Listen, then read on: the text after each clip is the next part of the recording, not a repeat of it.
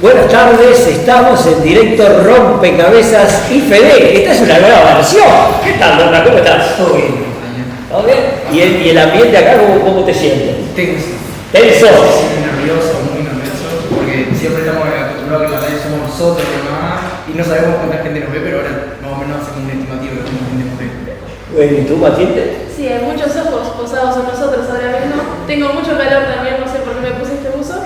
Pero estoy muy emocionada por este nuevo proyecto también que se viene en el IFD. ¿Y vos cómo estás? Y yo estoy todo transpirado, ¿no? Porque aunque tengo años en esto, todo debut en esta transmisión y tenemos detrás de los controles, ahí como siempre, Samuel, que fue coordinador de Rompecabezas como 3 años. ¿No? Vamos a decirlo. Vamos a decir no, pero en momentos difíciles. Y tenemos a la compañera que acaba de llegar. Oh, ¿cómo estás, Nadia? ¿Qué? Atrasada estoy. Atrasada, esto es radio en vivo. En mi caso, Bueno, Nadia, compañera que ya estuvo con nosotros en el programa del Liceo 1 de San José, porque en esta propuesta, y ya me estaba olvidando de decir algo, porque esta es una transmisión oficial. ¿Cómo?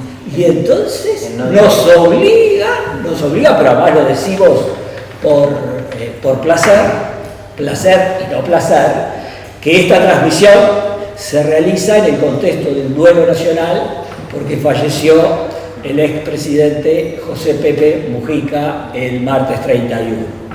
Entonces la transmisión de Rompecabezas y Fede se hace en este contexto de duelo nacional. Fundamental, tenemos que marcar los hitos históricos. martes 3. Martes 13, yo creo que 31. 31, Producción en vivo, como diríamos. Producción en vivo. Bueno, tenemos que. Nosotros estábamos haciendo el programa y estaba más o menos ahí para rajar. Esta es la espontaneidad de Rompecabezas. También te quería recordar, Daniel, bueno, primero que nada, los que estamos acá, decirle que en ese micrófono hay que hablarle bastante cerca, tampoco tantísimo porque se satura, pero bueno. Y también, bueno, que quería recordar de cuando estábamos allá, que iniciamos los programas en plena pandemia, con tapabocas que nos moríamos de calor y todo, en Instagram, en el liceo, y eso antes de la Radio 41. Ahora por lo menos tenemos el lujo de Radio 41 y ahora acá en el IFD, así que muchas gracias. Y podemos tener la Uniradio también, que Estaría estamos bueno. esperando la respuesta. Sí, pero Bueno, gracias. también estamos en una conexión por Zoom, que no tengo la menor idea de cómo funciona eso. No sé dónde está el link yo. No sé dónde está. Pero antes de presentar a las invitadas, Belma Cabrera, la directora del instituto. Venga para acá, esto es Radio en Vivo. Bueno, ¿cómo estás, Belma? Bien, tensa compartiendo los sentimientos que expresaron los compañeros acá. Estamos todos nerviosos, estamos desde antes de las 4 de la tarde. Sí, ha habido un despliegue muy grande. Ahora quedó mucho más prolijo de lo que fue en su momento. El envío de cables era importante. Bueno, un poquito contando cómo es la propuesta que estamos manejando para el Instituto de Formación Docente. Bueno, la propuesta consiste en generar un grupo de estudiantes y o de docentes que quiera sostener esta idea de generar encuentros para debatir sobre temas que son de interés general y que tienen que ver con la educación. Pueden estar vinculados a las distintas especialidades, a las clases, a las temáticas de las unidades curriculares, lo que es la vida docente y la profesión docente. Convocar a personas que tengan ganas de compartir, de intercambiar, de generar puntos de vista, compartir lecturas, trabajos de clase, propuestas, vivencias. Y bueno, y en ese sentido la idea es abierta, es plural, manteniendo los principios de la educación pública, el intercambio y la apertura a la comunidad creo que es muy valioso. Bueno, y tenemos detrás de cámara a Gabriela León, ¿no? Siempre detrás de cámara, Gabriela, ¿no? No viene a los micrófonos. Ya la vamos a convocar, sin duda.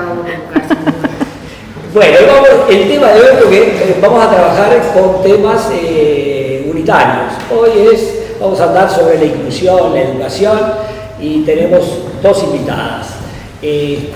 Ahora, la idea, y esto es Radio en Vivo, es que nosotros después nos estemos más acá nosotros, que sean estudiantes, bueno, Samuel es actual estudiante acá del IFD, que esto se haga desde acá, no nosotros. Que acá ya veo otra profesora que está tomando mate allá en el público, que vamos a hacer conexiones, no se me achiquen, conexiones internacionales con el inglés, que ya nos comunicamos, ¿no?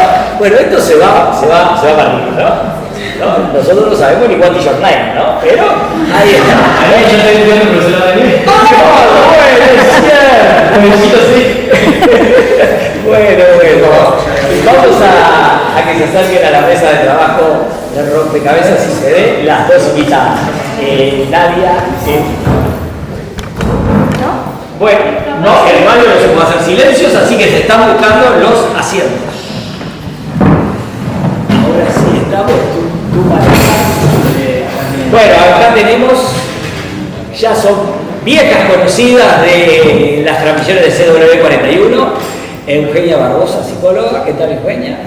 Hola, gracias por la invitación a este espacio buenísimo. Encontrarnos acá, además con docentes, estudiantes, nos parece una iniciativa buenísima. Vas a tener que hablar más alto para que te puedan escuchar. Ya lo recuerdo. Sí, pero la fonoplatea, porque transmitidor de la fonoplatea. Ahora tendríamos que haberlo conectado. Pero no supimos cómo hacerlo todavía. Bueno, y la otra invitada también, Virginia Vitete, licenciada en Trabajo Social. Bueno, les doy las buenas tardes a todos en la mesa y a todos los que están viéndonos y escuchándonos. Hoy en el Día Nacional del Trabajo Social. Acá compartiendo con ustedes este espacio, es un placer que lo compartimos en varias instancias. Para mí es un gusto y para usted también estar con todos ustedes, ¿verdad? Bien, sé que te tienes que ir bastante rápido. Entonces vamos a empezar conversando contigo. A veces la gente nos pregunta, y nos pregunta en la 41, el licenciado en Trabajo Social, ¿por qué en el tema de la discapacidad, en las personas con trastorno del espectro autista? ¿Por qué? ¿Cuál es tu función en todo esto? Bueno, la realidad es que el trabajo social cada vez más está involucrado en diferentes áreas de trabajo. Y bueno, el principal objetivo siempre son las personas, ¿no? Las personas, sus necesidades y colaborar en ese acompañar y en ese transitar por dignificar a estas personas en su comunidad, en su entorno de vida y garantizar el cumplimiento de todos sus derechos, ¿verdad? No tema menor en el que estamos hoy convocados, que es la inclusión en estos espacios educativos. Entonces, trabajo social en discapacidad y en lo que es inclusión, por esto mismo, por el acompañar a las personas y a las familias a lograr de alguna manera el cumplimiento de sus derechos, vinculados en este caso a lo que es la educación, ¿verdad? La salud y al poder vivir en una comunidad. ¿Y tú, Eugenia, qué rol cumples como psicóloga? Bueno, en realidad son varios los roles por los ámbitos en los que desempeño la tarea. Uno es que compartimos con Virginia el Centro Educativo Terapéutico para personas con trastornos del espectro autista y sus familias, donde tengo un rol que tiene que ver con el acompañamiento de los niños y las familias en relación al vínculo con el tratamiento, digamos, cuáles son los objetivos que nos planteamos desde ahí, que la familia tenga herramientas para poder continuar estos objetivos en el domicilio y a su vez lo que plantea, ¿no? En este entendido cuando hay situaciones de discapacidad, que bueno, hemos hablado en otras columnas, ¿no? Las diferencias que hay entre lo que es una condición específica como es el trastorno del espectro autista no necesariamente tiene por qué, y esto es un debate muy actual, convertirse en una situación de discapacidad, pero en la mayoría, por el contexto en el que vivimos en Uruguay, en la mayoría de los casos así se da, y en ese sentido también lo que tiene que ver con la participación social es un aspecto fundamental en las situaciones de discapacidad. Por lo tanto, ahí entre el trabajo social y la psicología vamos acompañando ese proceso.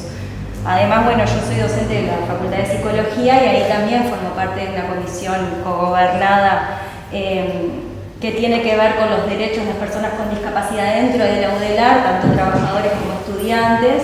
Y bueno, ahora justamente estamos redactando un protocolo para las personas con discapacidad, entre ellos personas de un trastorno del espectro autista, para poder, porque bueno, se dan las complejidades cuando entran a la universidad, los docentes, bueno, tienen muchas preguntas y bueno, y hay pedido herramientas y con este protocolo pretende ser una guía también de cómo actuar en situaciones. Así que hay como según el ámbito la actuación de... Y dijiste algo muy importante, porque la gente piensa que personas con trastornos del espectro autista, estás hablando de niños.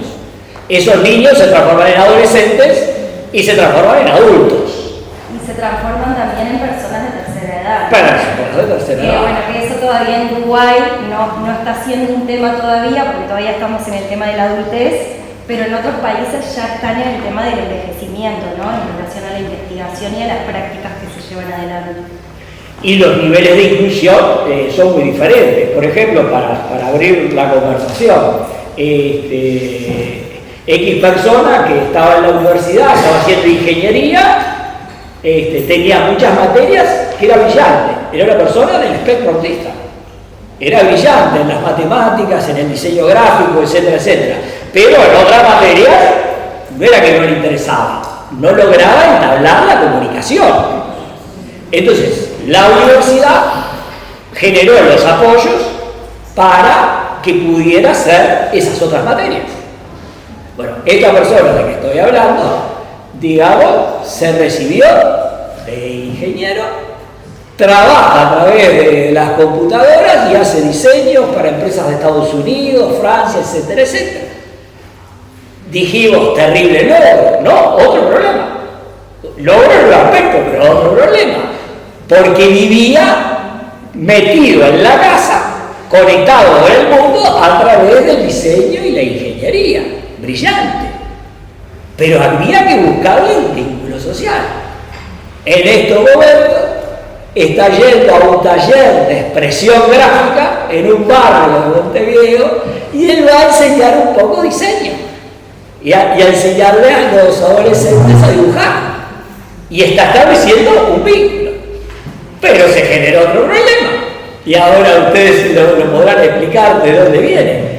Él quiere, por ejemplo, el otro día había que hacer un diseño de algo que mueve a los barcos, turbina creo que se llama.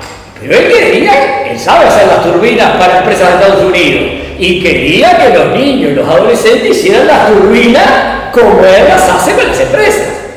Y bueno, y ahí se daba el conflicto y los gurises querían expresarse libremente y buscar un dibujo creativo.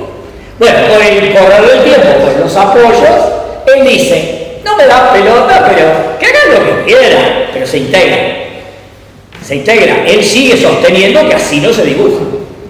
¿No? Entonces, todas esas variantes son las que ustedes trabajan.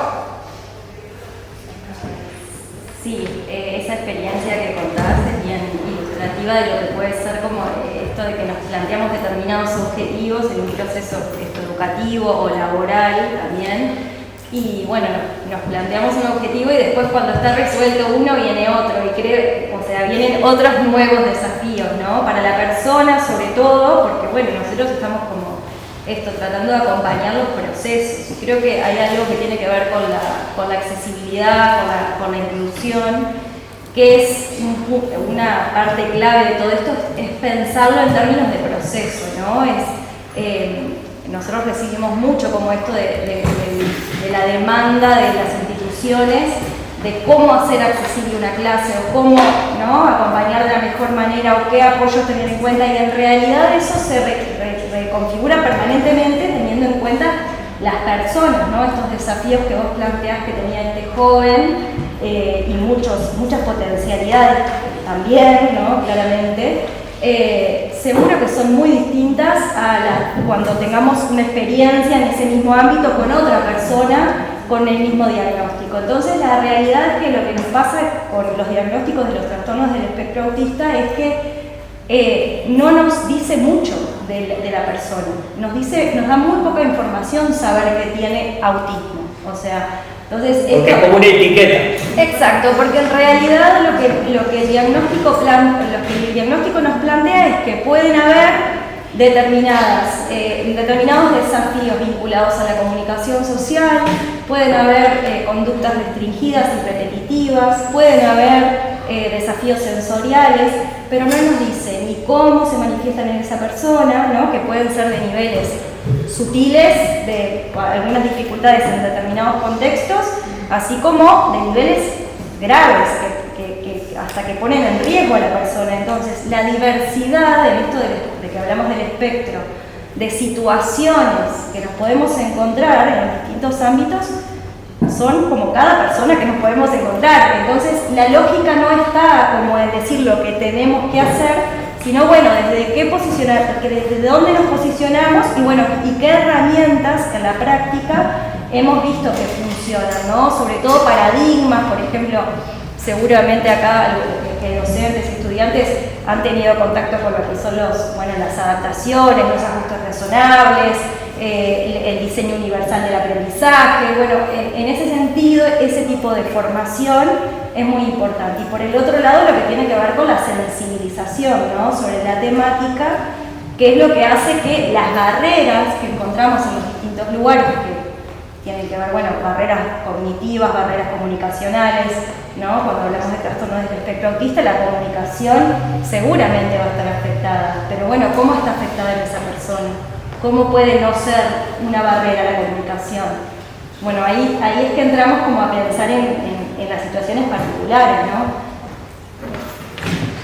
Bueno, en esto que traíamos, ¿no? Un poco pensar que la inclusión tiene como esta mirada de la pertenencia, ¿no? De poder ser parte de algo. Cuando pensamos un poco, como decía Euge, lo pensamos en relación a esta individualidad, a este plan que pensamos para esa persona y para esa familia. En esta tríada, ¿no? que manejamos la familia y esa persona que tiene esta condición. Y también incorporamos a otros actores que son como parte de esto, ¿no?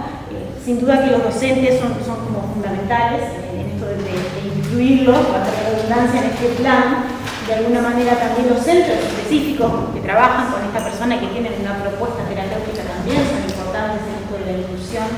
La figura del asistente personal, más que importante.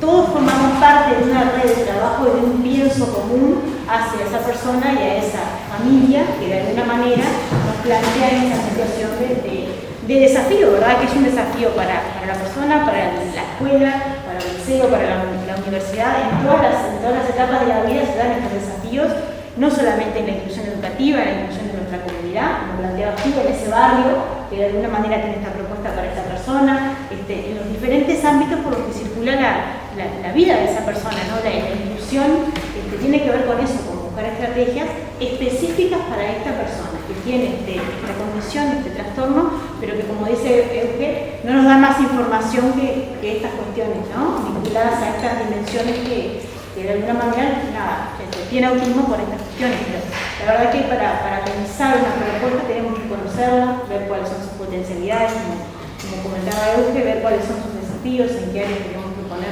mayor hincapié y bueno, dar como esa mirada interdisciplinaria que nos va a permitir generar verdaderas propuestas inclusivas, ¿no? Inclusive, sí. No sé si nos podrían dar algunos ejemplos de cuáles serían algunas formas de abordar esas problemáticas que pueden traer, las formas más comunes capaz, o los casos más comunes que se suelen dar con personas que tienen el espectro autista. Porque hablan mucho de eso y a mí que no estoy muy enterada del tema tampoco, me cuesta un poco llegar a imaginarme casos. Daniel habla, por ejemplo, de este caso del ingeniero y se me hace que tiene muchísimo sentido, pero después lo intento llevar a alguna otra cuestión y no logro comprender. Bien, ya les doy la palabra, pero quería contextualizar algo porque es importante. Y yo vengo del palo de la docencia. Y para hacer inclusión, para hacer integración, ya sea a nivel escolar, adolescente, universidad, es clave la relación numérica de cantidad de estudiantes con los docentes. Si tú tienes una maestra con 35 chiquilines, no vas a poder realizar una inclusión y una integración adecuada. El contexto ambiental. Mucha gente del espectro autista, a veces hay instituciones que están en pleno, por decir una cosa, pleno agraciado en Montevideo, donde hay sonidos que les afectan. no hay una buena aislación del sonido exterior. Entonces, para que vean que hay muchos detalles en las barreras que tienen que ver, y a nosotros los docentes nos importa muchísimo cuántos alumnos tenemos por grupo, en lo común y cuando va a haber inclusión, ¿no? Les paso la pelota, no me pregunto más. Bueno, un poco para dar respuesta y enmarcando un poco también nuestra intervención, ¿verdad? Nosotros somos parte de Florecer, que es un centro que trabaja con personas con autismo y que las acompaña. Nuestro objetivo es acompañarlas durante todo su proceso, ¿verdad?, de vida. Y bueno, vienen desde muy pequeños a Florecer, desde que tienen 1 año y medio, 2, y bueno, y sabemos que durante ese periodo van a comenzar algunas preocupaciones para las familias, y una de ellas muy importante tiene que ver con esto: ¿a qué jardín mando a mi hijo o mi hija? ¿A qué escuela? ¿Cuál es la mejor? ¿Qué características tiene que tener para que yo me sienta tranquilo, que dejo lo más importante, que es mi hijo, en ese espacio, ¿verdad? Porque yo no estoy ahí, ¿no? Entonces lo que pasa en ese contexto no lo voy a saber. Entonces, bueno, la realidad nuestra es tratar de acompañarlos frente a estos temores iniciales y pensar cuál es la mejor estrategia. Pero como yo les contaba, pensar en conjunto con esa maestra que va a ser parte de esa clase, con ese asistente personal, con esa familia, porque a veces tenemos la idea, la mirada de que, bueno, nosotros los técnicos no somos los que sabemos, pero de alguna manera donde tenemos que poner el foco es en esta familia, que es la que pasa 24 horas con ese niño, con esa niña, y es la que en principio tiene la mayor información disponible para nosotros. Y en base a eso pensar cuáles son las mejores estrategias a implementar en el territorio, ¿no? En el territorio, en la escuela, en el barrio, en la casa, con la familia, con los amigos, en los diferentes espacios por donde circula la persona, el niño en este caso. Y esos desafíos van cambiando a medida que va creciendo esta persona, ¿no? A medida que va transitando los diferentes momentos, la escuela, el liceo. El liceo es un ámbito donde, bueno, los juristas con TEA tienen menores porcentajes de llegadas, ¿verdad? La escuela es donde se concentra el mayor número de juristas con TEA. Después entramos a tener otros desafíos que van haciendo que cada vez merme esa matrícula, ¿no? Con el tiempo. Y bueno, en la universidad muchísimo más, ¿verdad? Son casos bastante contados, realmente. Y los desafíos que planteabas tú tienen que ver con esto también, ¿verdad? Como considerar de alguna manera lo ambiental es sin duda una determinante para que una inclusión pueda hacerse plena o no, ¿verdad? Clases de 30 chicos atenta, yo creo que de alguna manera, contra los procesos educativos de esos 30, no solo de ese único entidad, sino de esos 30 que son parte de las condiciones edilicias también, los asistentes personales también, que hemos hablado mucho en otros momentos del programa. Para ir a un partido de fútbol. Ahora, en caso concreto, si Peñarol sigue en la Copa Libertadores, tenemos un señor que es del espectro autista y va con un asistente al estadio. Y hay que dialogar para que entre por determinado lugar, porque las multitudes y eso, pero él quiere disfrutar del partido.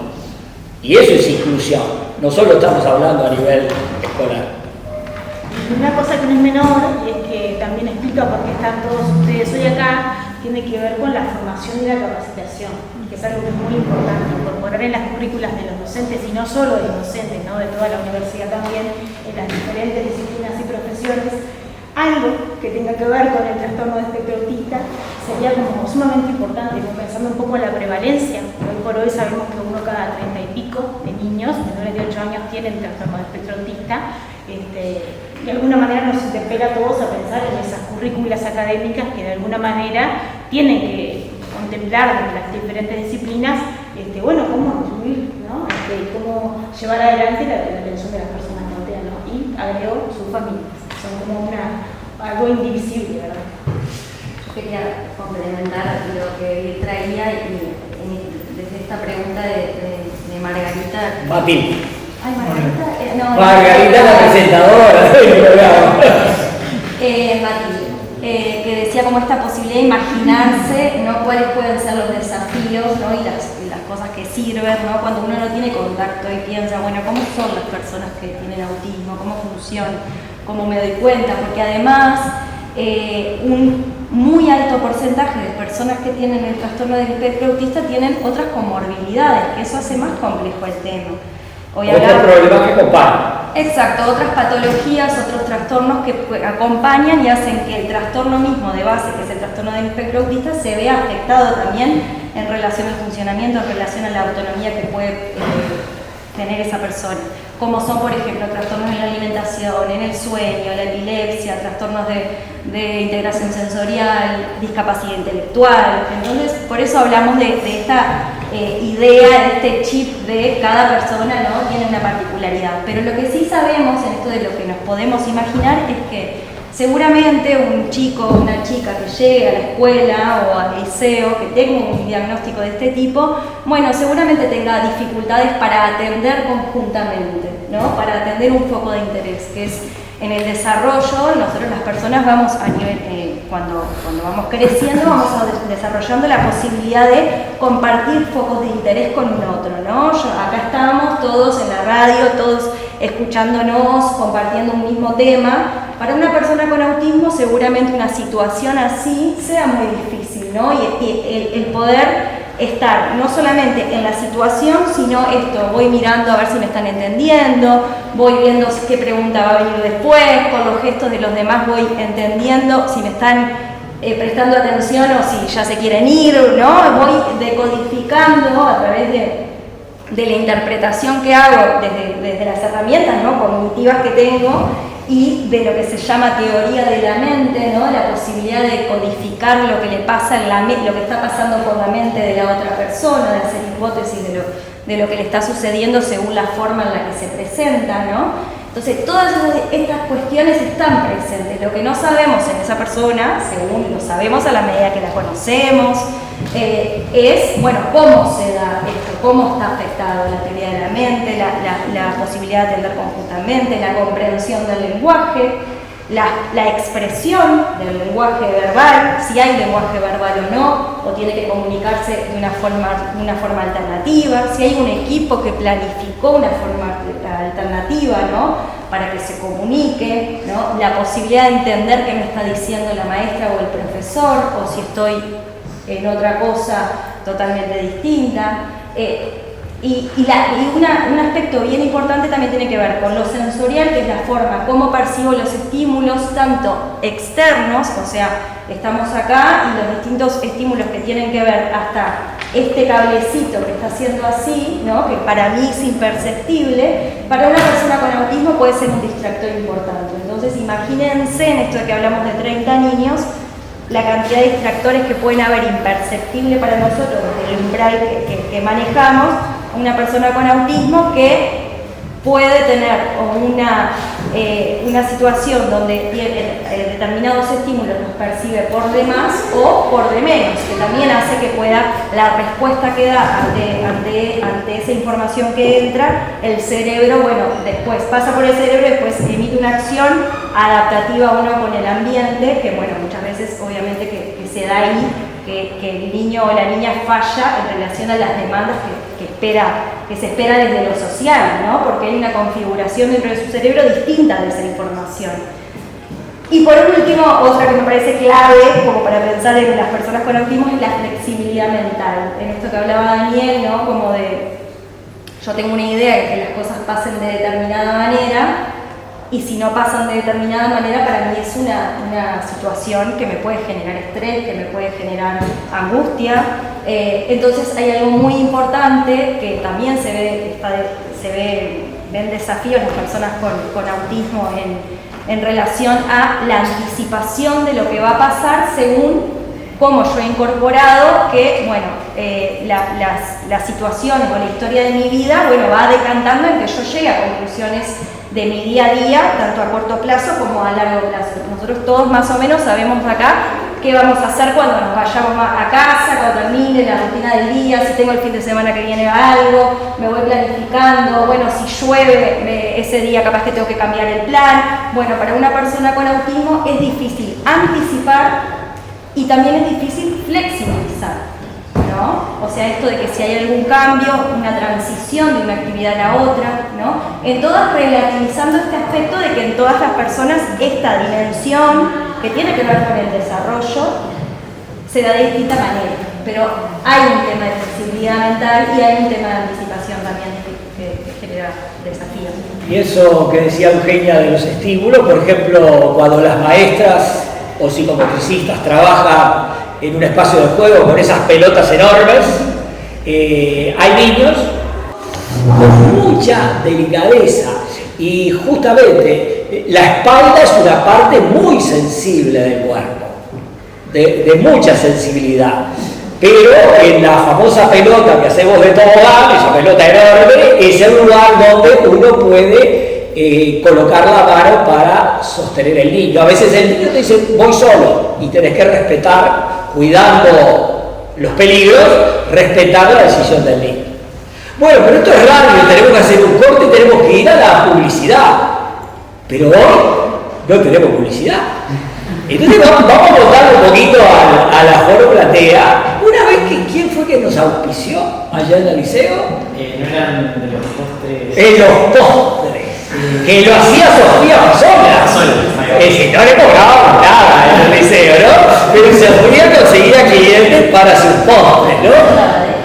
El lavadero, ahora hablan del lavadero después de la pasta, pero le decimos a la Foro Platea que si ustedes tienen emprendimientos personales, un profe, ahora estoy viendo que puede hacer un taller de literatura, un taller de ciencia, etcétera, etcétera, lo incluimos y esa forma parte de la publicidad gratuita de este espacio, digamos, de la radio y de la 41 cuando se retransmita.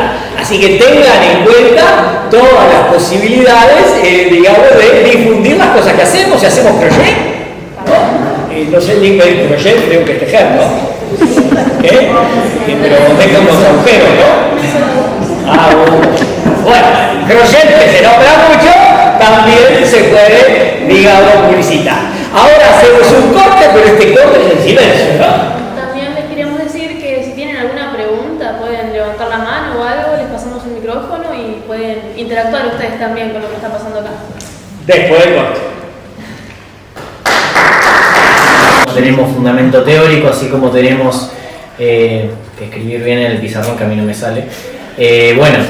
También tenemos la voz. Y bueno, el año pasado se había hecho un taller en el espacio cultural sobre el manejo de la voz, que creo que no se terminó de culminar, me parece bien, pero se habían hecho capaz que 3 o 4 clases, ¿verdad? Yo fui a una. A una, bien.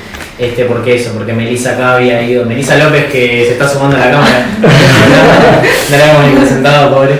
Y bueno, y eso, se trata muy poco, pero por ejemplo tenemos una jornada igual de 8 horas seguidas enseñando, que puede pasar alguno de estos días y nos podemos quedar sin voz. Y es una herramienta que tenemos que cuidar porque las cuerdas vocales son muy frágiles. Ya nos podrá decir Nico, que capaz que a veces le ha pasado, sobre todo cantando, bueno, para la murga, para los humoristas. A mí me pasó que como aprendí autodidacta a cantar y empecé por cosas, porque requiere mucha exigencia, porque entre todo la murga parece que no, que estás 40 minutos ahí pum pum pum cantando, como que me agarré manías y cosas que a la voz le hacen mal.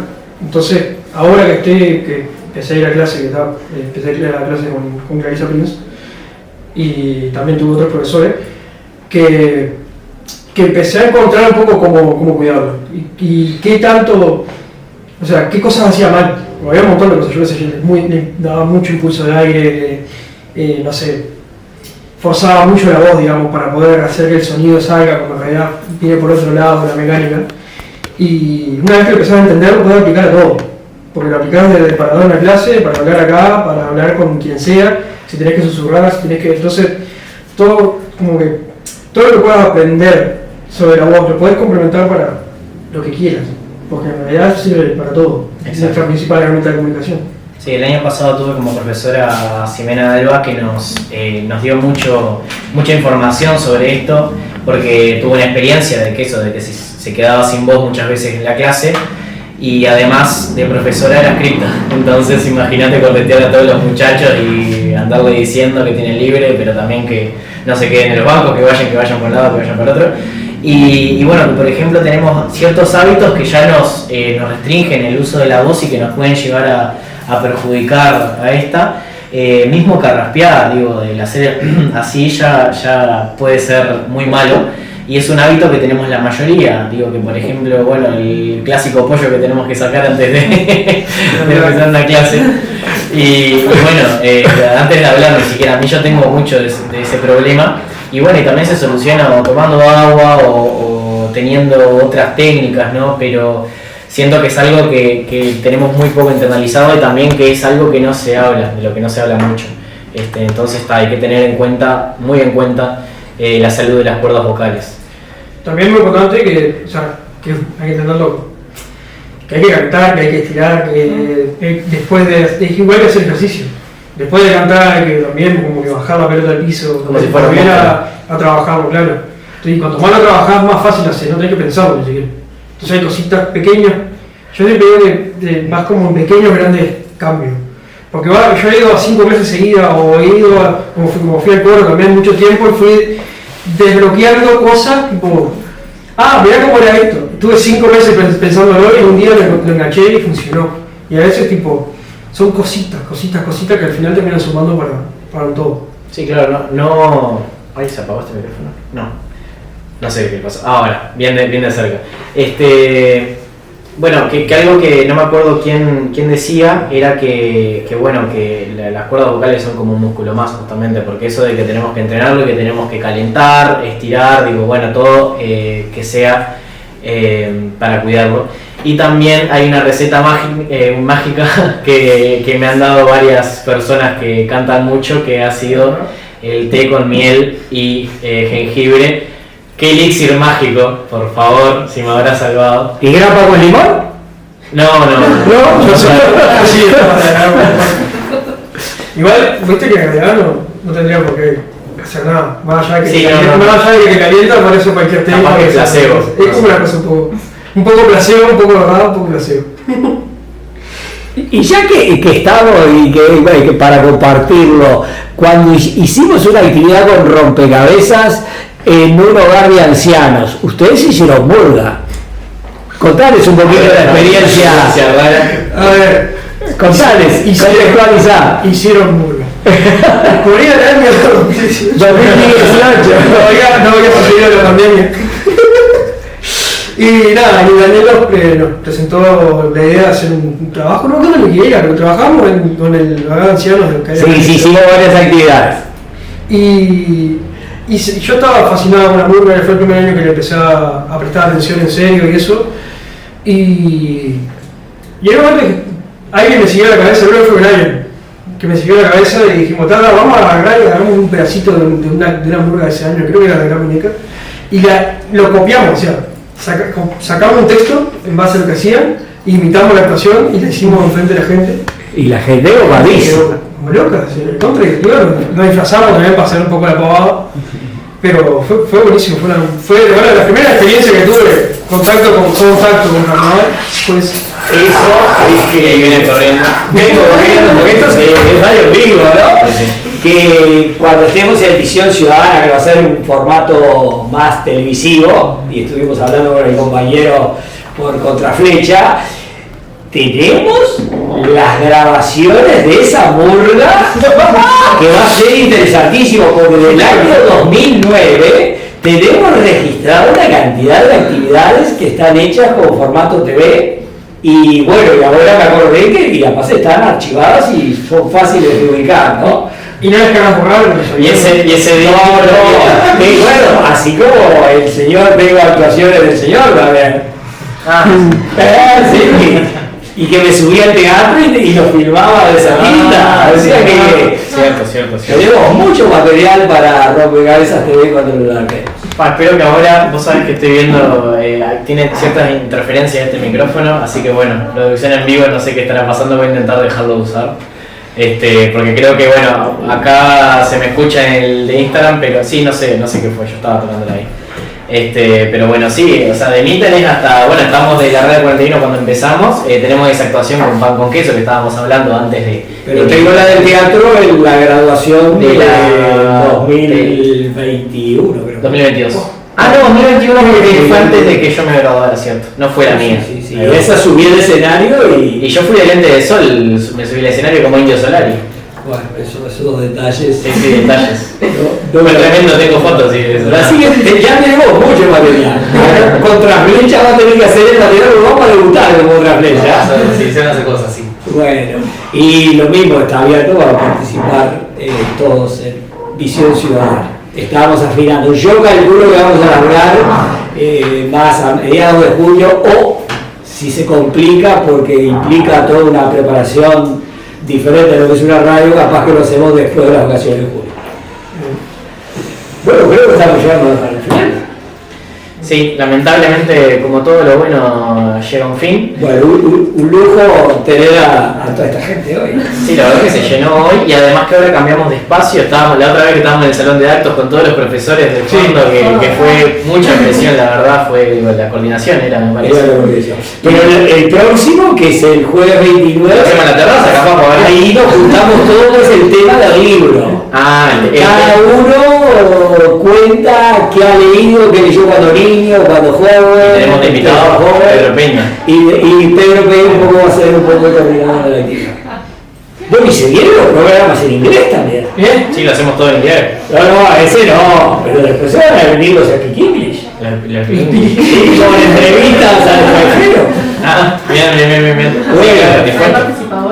¿Qué? No, igual tenemos, justamente de Contraflecha tenemos a Lucas que empezó un asesorado, así que capaz que lo vemos. Bueno, allá Virginia Ramos está detrás de las cámaras, que dijo que hizo un año de piano. Menos capaz, era una niña. Pero capaz. El himno a la alegría es lo único que sé tocar. Y bueno. Bueno, vamos a despedirnos vos. Bueno, y yo, para el micrófono que está horrible. Sí, lo apagué. Bueno, irnos con un chiste. No, frigoricen porque no, horrible además. No, que cuántas veces saca la tarjeta amarilla un árbitro en un partido de fútbol. No, yo no sé, no Las veces que haga falta. Bueno, nos vemos. Este fue el programa de rompecabezas del 22. Los nombres de todos, así quedan registrados para la posteridad. Samuel Maga. Alina Corrales. Nicolás Amaro. Lorenzo Camacho. Melissa López. Con ese. Melissa con ese porque acá Lorenzo siempre se lo escribe con C. Junto a la iglesia. Bueno, entonces muchas gracias por acompañarnos desde Instagram, desde donde salga por la radio. Y bueno, lo estamos grabando, lo vamos a subir a Facebook y a YouTube, exacto. Así que muchas gracias por este programa y hasta el próximo jueves. Chao. Bueno. ¿Salió? Bajo todo. Corta. Yo fui la que me ocupa a mí.